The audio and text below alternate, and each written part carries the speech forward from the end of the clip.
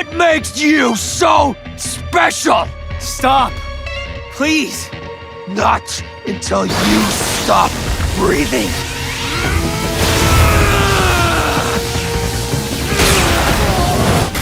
Hey everyone, my name is Deegan and I'm a professional comic book artist and illustrator.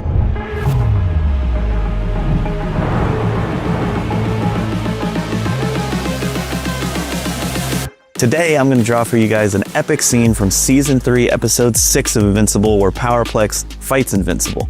So let's go check it out.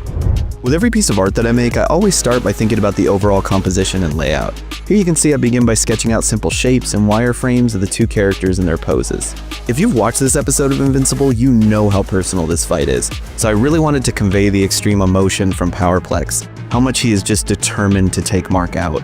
So I opted for a horizontal layout and really pulled the camera in fairly close so that we as viewers are really in the thick of it. Once I've done my rough layout, I love jumping right into the inking process and locking in the anatomy and faces of the characters, as well as my line work. I don't really have a rough sketch stage, I just get right into my final art. Now something I did want to mention is while I am a professional comic book artist, I'm not an official artist or animator on the Invincible show, but I am a huge fan of it, as well as being a massive fan of Cory and Ryan Ottley, who are co-creators of Invincible. Their work has really inspired me for a long time.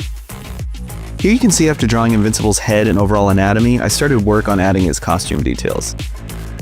Here I quickly threw on some basic flat colors to make sure that I like the overall look and spacing of the costume details.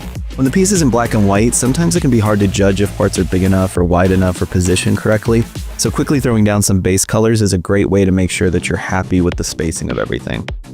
After I was happy with that, I started finalizing Powerplex. I started with his head and facial expression because to me, this was going to be the most important part of the piece. I really wanted to convey his anger and pain, and if this part didn't work, the whole piece wouldn't work.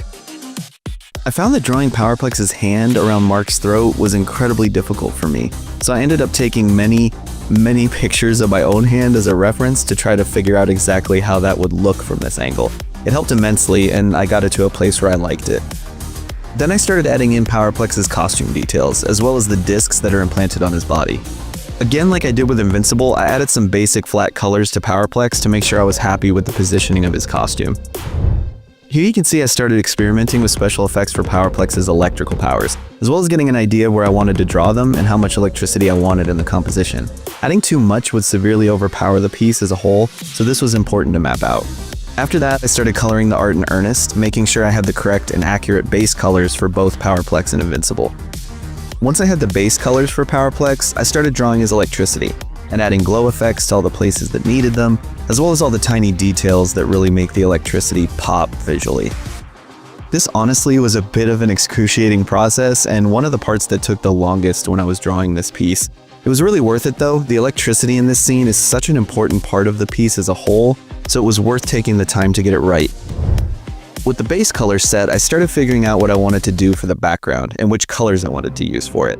I started painting in different shades with many different types of brushes, layering in shapes, erasing certain sections to add contrast, and overall trying to give the effect that there's an immense amount of power surging between these two, and it's whipping up the whole area around them.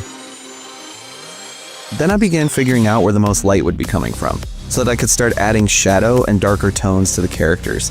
When I draw a piece that has extreme lighting, and therefore heavy shadows, I'll tend to throw very dark tones over the whole character and then carve out the lighter areas. My brain is just able to figure out where the light would be hitting easier if I work backwards this way. So you can see me adding in the lighter areas as I go here. This coloring technique as a whole is called cell shading, where you use only a handful of different tones to convey light to dark. Here you can see me adding in even brighter areas where the most direct light would be hitting. This is such an important thing that really helps add impact and contrast to your piece, but you have to be careful not to overdo it because it's really easy to go too far with it. I then started working the exact same process with Powerplex. He was a bit more complicated simply because most of the lighting in the scene is emitting from him directly. So some areas on him were really difficult to figure out what would be dark and what would be light. So there was a lot of trial and error here. It's really easy when you're trying to draw extreme lighting like this to accidentally get rid of too much of the shadows.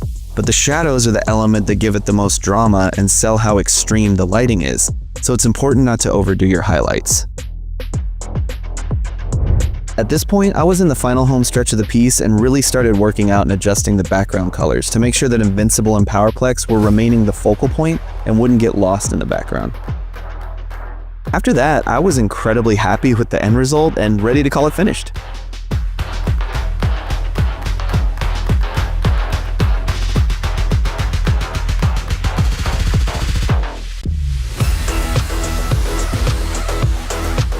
Thanks for watching me draw this fight from Invincible. You can watch seasons 1 through 3 of Invincible only on Prime Video. Don't forget to like and subscribe to the Prime Video YouTube channel for more videos like this. See ya.